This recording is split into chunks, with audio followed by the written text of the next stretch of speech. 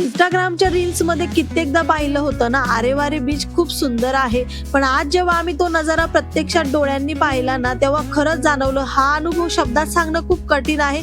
इतकं अप्रतिम, इतकं शांत आणि सुंदर दृश्य की वाटत होतं की हा क्षण तसाच थांबून जावा. घाटातून खाली उतरताना जेव्हा दूरवर पसरलेला समुद्र दिसत होता ना, तो नजारा तर अगदी मनात साठवून ठेवा असा होता. प्रत्येक सेकंद खास वाटत होता आणि सगळ्यात खास गोष्ट म्हणजे जी इच्छा मनात खूप दिवसांपासून होती ती आज या ट्रिपच्या शेवटच्या दिवशी पूर्ण होणार होती. तर नमस्कार मंडळी, मी राणी खूप खूप मनापासून स्वागत करते तुमचं माझ्या YouTube चॅनलवर.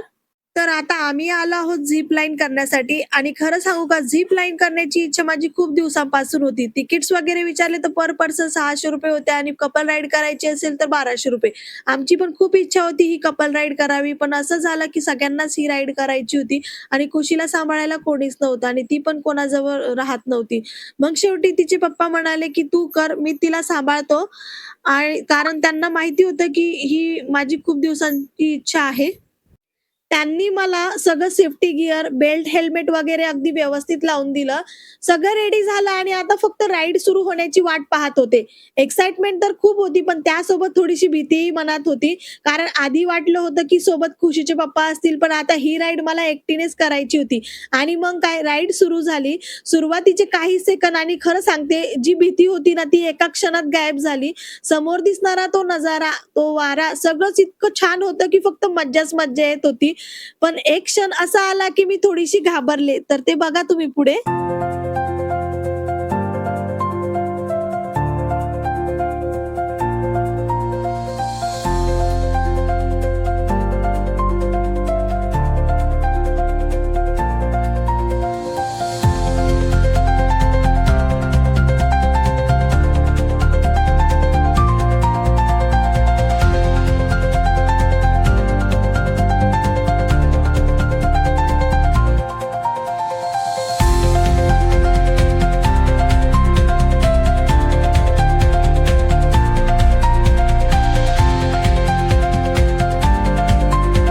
मग झालं असं, की काही वेळा काय होतं, जर आपलं वजन थोडं कमी असेल ना, तर ही झिप लाईन मध्येच थोडी अडकते आणि अगदी तसंच माझ्यासोबत झालं. मी मध्येच थोडी थांबले आणि त्या क्षणी खरंच मला थोडी भीती वाटली.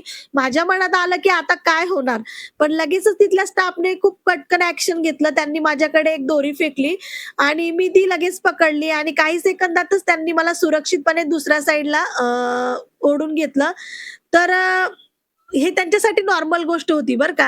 हे असं होतच राहतं. पण आपण जेव्हा फर्स्ट टाईम करतो या गोष्टी, खरं सांगायचं तर जेव्हा अशा गोष्टी आपण पहिल्यांदा करतो ना, तेव्हा थोडी भीती वाटणं हे नैसर्गिक आहे. पण शेवटी सगळं खूप छान झालं आणि हा एक्सपिरियन्स तर एकदम अमेझिंग होता. फक्त या राईडमध्ये मी खुशीच्या पप्पांना खूप जास्त मिस केलं, कारण माझ्यामुळे ते ही राईड करू शकले नाहीत.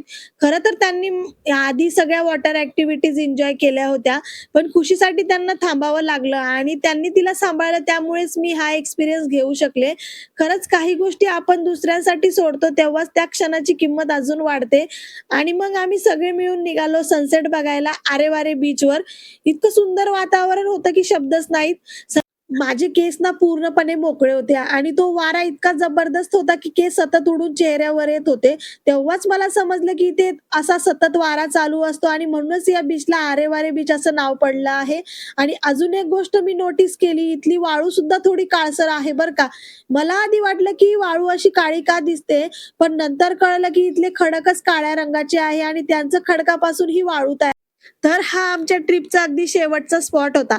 आता इथून आम्ही सरळ आमच्या घरी नाशिकला निघणार होतो. म्हणूनच इथे आम्ही फक्त एकच केलं, मनापासून एन्जॉय.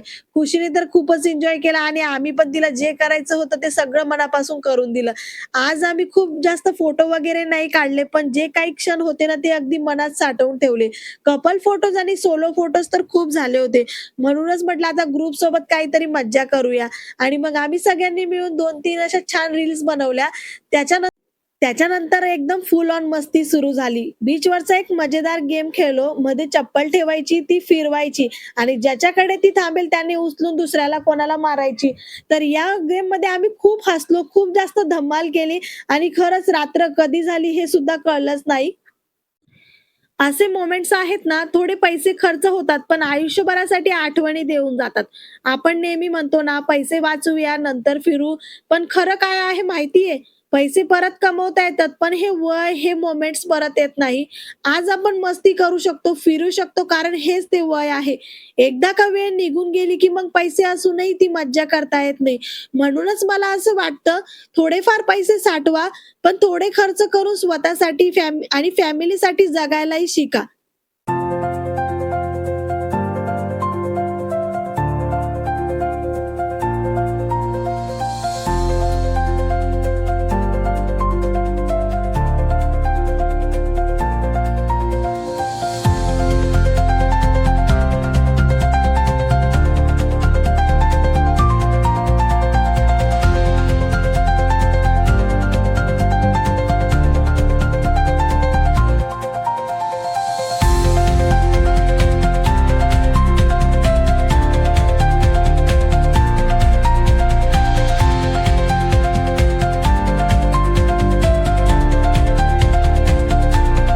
या 3 दिवसांच्या ट्रिपमध्ये आम्ही खूप काही कमावलं. पैसे नाही पण आठवणी. खूप हसलो, खूप फिरलो, नवरा-बायको म्हणून छान वेळ घालवला आणि आमच्या मुलीचाही खूप छान एन्जॉय झाला.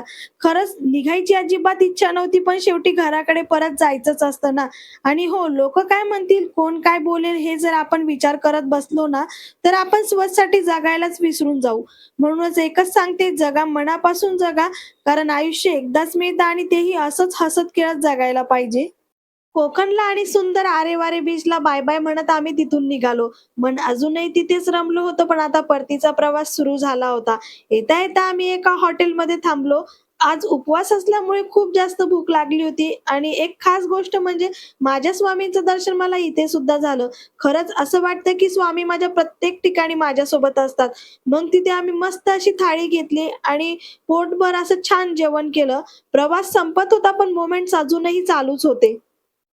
त्यानंतर आमचा प्रवास पुन्हा सुरू झाला. आता थेट नाशिकला पोहोचायचं होतं. रात्री 10:30 वाजता आम्ही निघालो. जाताना गाडीत खूप मस्ती चालू होती, पण येताना सगळं उलट होतं. सगळेजण इतके थकलेले होते, गाडीत एकदम शांत वातावरण झालं. त्यानंतर मग आम्ही सकाळी-सकाळी 7 वाजता नाशिकमध्ये पोहोचलो. एक सुंदर प्रवास संपला होता, पण आठवणी मात्र कायम सोबत राहणार होत्या. माझी खुशी अजूनही गाढ झोपेतच होती. मग सकाळी-सकाळी आम्ही ऑटो बुक केली आणि घरी निघालो.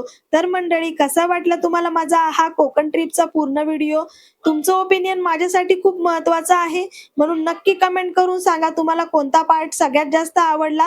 व्हिडिओ आवडला असेल तर लाईक करा, शेअर करा आणि चॅनलला सबस्क्राईब करायला मात्र विसरू नका. आणि हो, तुम्हाला पुढे कोणत्या प्रकारचे व्लॉग पाहायला आवडतील हे मला कमेंटमध्ये नक्की सांगा. तर भेटूया आपण पुन्हा नवीन व्हिडिओमध्ये. अजून काहीतरी नवीन सुंदर आणि खास मोमेंट्स घेऊन. तोपर्यंत टेक केअर आणि मनापासून जगा. Bye bye.